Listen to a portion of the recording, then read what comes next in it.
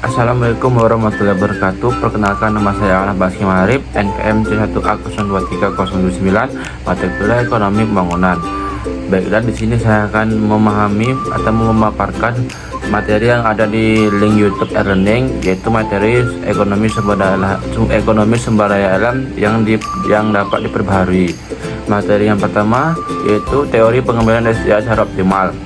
Dalam teori ekonomi, pengambilan SDA harus dilakukan secara bertahap dan terencana, bukan asal ambil sebanyak-banyaknya. Tujuannya adalah memaksimalkan manfaat ekonomi sambil tetap menjaga nilai sumber daya untuk masa depan. Yang kedua yaitu pengaruh persediaan SDA. Jumlah cadangan atau persediaan SDA sangat berpengaruh. Kalau persediaan melimpah, kita bisa ambil dengan santai, tetapi kalau persediaan makin menipis, kita harus lebih hemat dan bijaksana, karena ketika stok menipis, harganya bisa naik dan tantangan makin berat. Ketiga, ketidakpastian dalam pengambilan SDA. Dunia nyata penuh kepastian, harga bisa berubah, teknologi baru bisa muncul, bahkan aturan pemerintah bisa berganti. Makanya saat mengambil SDA, kita perlu fleksibel dan siap beradaptasi dengan kondisi yang berubah-ubah. Yang keempat yaitu modal penggunaan SDA pulih secara optimal.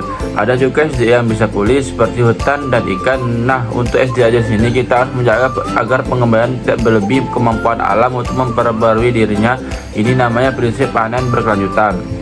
Yang kelima yaitu kepemilikan bersama. Ketika SDA dimiliki bersama seperti laut, sungai, dan atau hutan umum, sering muncul masalah. Banyak orang yang mengambil sebanyak-banyaknya. Ini disebut tragedy of the common. Solusinya harus ada aturan, pengawasan, dan kerjasama antar SDA tetap jaga. Yang keenam, pencemaran. Terakhir, kita harus ingat soal pencemaran. Aktivitas pengambilan SDA kadang menghasilkan limbah yang merusak lingkungan. Ini bikin SDA jadi berkurang berkualitas.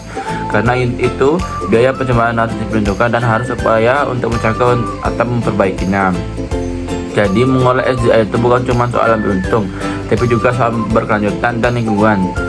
Sekian dari saya. Wassalamualaikum warahmatullahi wabarakatuh. Assalamualaikum warahmatullahi wabarakatuh.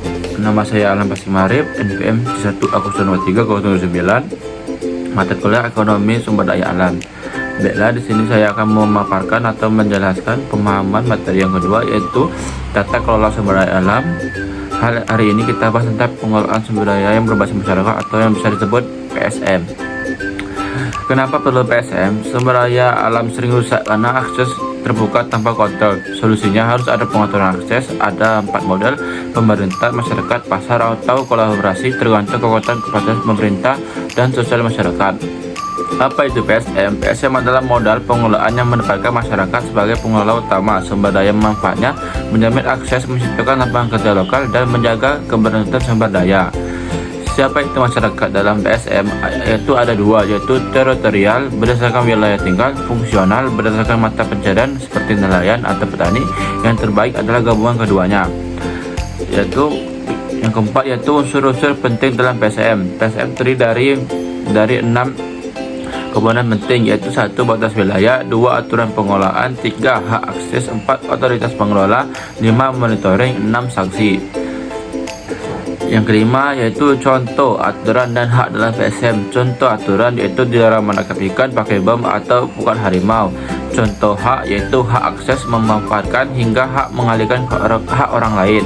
Yang keenam yaitu tipologi PSM. Berdasarkan asal-usul PSM bisa berasal dari 1. Adat, 2. Revitalisasi adat, 3. Inisiasi baru biasanya oleh pemerintah LSM.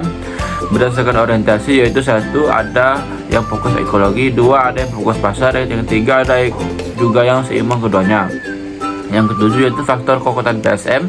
Ada faktor eksternal seperti pengakuan pemerintah dan globalisasi, seperti faktor internal seperti sejarah masyarakat, homogenitas ekonomi, dan kepemimpinan lokal.